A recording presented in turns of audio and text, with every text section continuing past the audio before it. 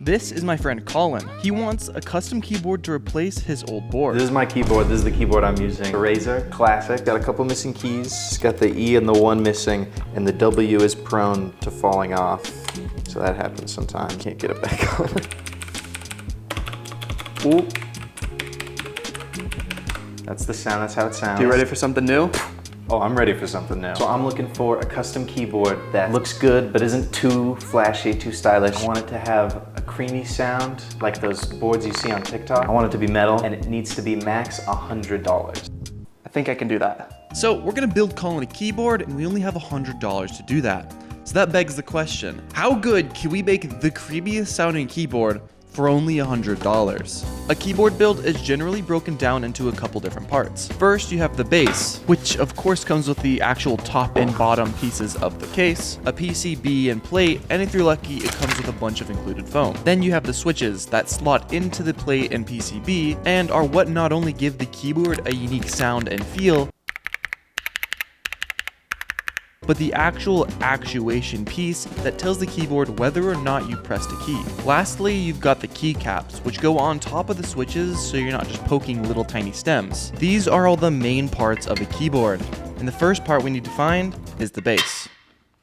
Now, this didn't need to be a custom build. We could have easily just bought a pre-built keyboard, done a couple mods, but that wouldn't be as much fun, and I don't think it would really count as a keyboard build, which means we need to find a barebones kit. Looking for a cheap barebones kit that's also aluminum is quite the challenge. So many boards come so close, but they just don't quite have one or two of the things we're looking for. Until I came across this. Eppomaker Galaxy 80 kit. This thing's pretty sweet. It's got a fully aluminum case. I think it actually looks pretty good. Comes with a PP plate, which is like a bendy plastic. It's only 60 bucks, which is absolutely insane. And thank goodness, it comes with a ton of foam.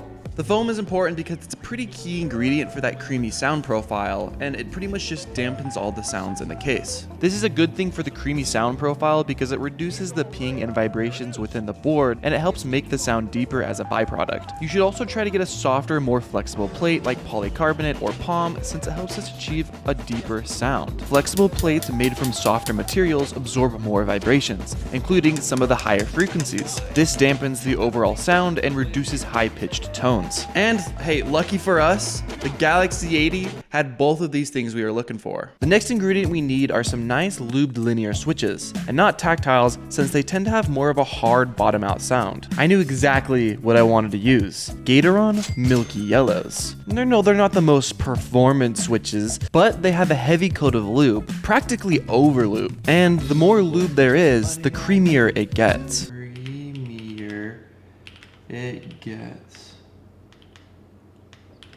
Oh, no. The last piece of this build is good old keycaps. Some people think that the large, thick keycaps are the best for the creamy, thocky profiles since they have more of a deep sound. But honestly, I just think they look really bad. And I'll prove to you that some simple cherry profile black on white keycaps will not only look better, but sound incredible too. Now that we have everything prepared, we can assemble. Assembling this keyboard is quite straightforward since the kit basically came ready to go. First, we'll start by testing the stabilizers to ensure they function properly. However, in this case, they were extremely sluggish. So those stabilizers can stem from a couple of issues. The most common is too much grease, while the more challenging could be improper fitting of the stabilizers into the plate, which means this whole thing where you have to either go in and make sure the stabilizers aren't defective or the plate is too big or too small. Anyway, I'm guessing it's the former option. To verify this, we can just press down on this little switch and slide out the stabilizer. If it appears excessively lubricated, which ours definitely does, you can take off the excess with a brush until only a thin layer remains. But make sure you save the removed lubricant in case you accidentally remove too much. Fortunately, I made this mistake with the spacebar, resulting in a bad ticking sound. Luckily, I was able to reapply just a tiny bit of lubricant and the problem was fixed. With our stabilizers all tuned up, we can move on to our switches. These are easy. All you gotta do is make sure you're inserting the switch in the correct direction that lines up with the pins, making sure you insert them straight so they don't bend, and then... Alright, so I'm pretty much living on stupid straight here. I accidentally only bought 70 switches. Right there. And I need 90, 80, you know what I mean? I don't have enough switches to fill in the rest of the board. I still got some missing. Another problem is we need the board ready for tomorrow, since that's the day I had the shoot scheduled. Colin's leaving out of town for a while, so tomorrow's pretty much the only day I can get this board to him. It means we're just gonna have to figure something out. This was the problem. I wouldn't have enough time to get more switches to fill in the board, so the only other option was to try modding some switches well enough to sound and feel the same, or I just have to add some completely different switches in there and hope he doesn't notice. Here's what I'm thinking. I've got some of these hollow switches laying around, and I feel like they could sound probably pretty similar. Lubed up these two. Now for the moment of truth. No, they're so different. All right, that's not gonna work. I found this other board, and it's got some original Gatoron yellows. Thinking if we overlube them, they might sound pretty similar to the milky yellows. Two original yellows overlubed. These two are the original yellows, and these two are the milky yellows. Dude, they're so similar. Thank goodness that worked.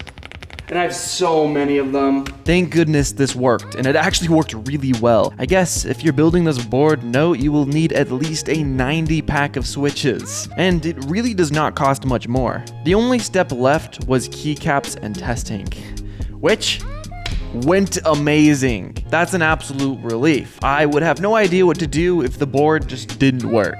I even tested the refresh rate of the board and can confirm it's 1000 hertz, if that's something you care about. I cannot believe how good this board is for the price. The quality is really good, and the sound is incredible.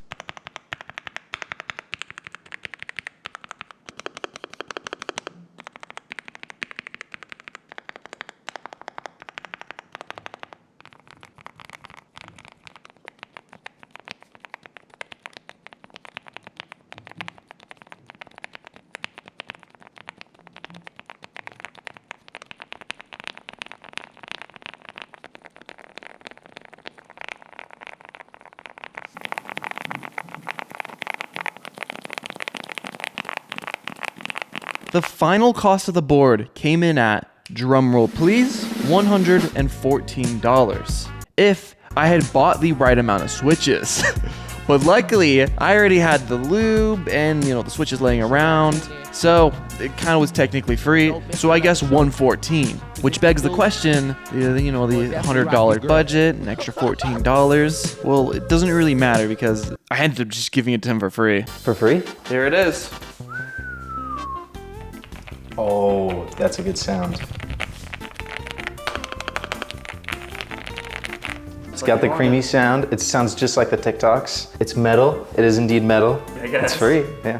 It's definitely under $100. It's stylish, not flashy. It's perfect. I like the colors. It's low key, but it's still interesting. I like that about it. Sleek. All right, let's see this comparison. See how they match up side by side. Ooh, definitely an improvement there. Yeah, this is how they look. Yeah, it's a pretty big difference. Really see. Pretty big. Are they the same weight?